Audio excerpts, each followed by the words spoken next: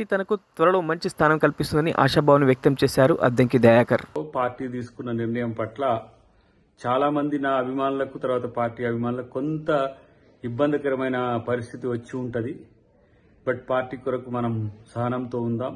Party నన్ను ఇంకా మరింత మంచి పొజిషన్ కొరకు ఆలోచిస్తుండొచ్చు.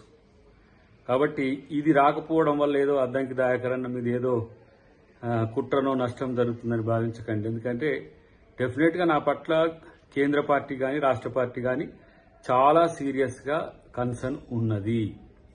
అది నాకు కూడా తెలుసు.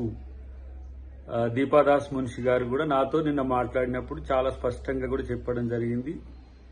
కాబట్టి పార్టీ యొక్క విధేయునిగా పార్టీ నిర్ణయాలను గౌరవించాల్సిన బాధ్యత నాపై ఉన్నది. ప్రతిసారి అద్దంకి దయాకర్ అన్నకే నష్టం జరుగుతుందని భావించే మిత్రులు ఎవరైనా సరే మంచి జరగబోతుంది కాబట్టి అందరూ కూడా సంతోషంగా ఉండండి. పార్టీ అధికారంలోకి వచ్చింది. దయాకర్కి అవకాశం ఇవ్వడం అనేది పార్టీకి చాలా చిన్న విషయం.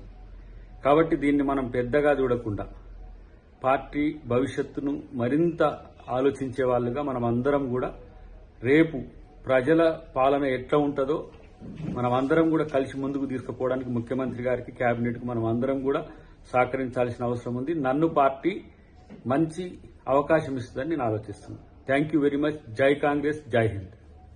మరిన్ని అప్డేట్స్ కోసం మా ఛానల్ని సబ్స్క్రైబ్ చేయండి.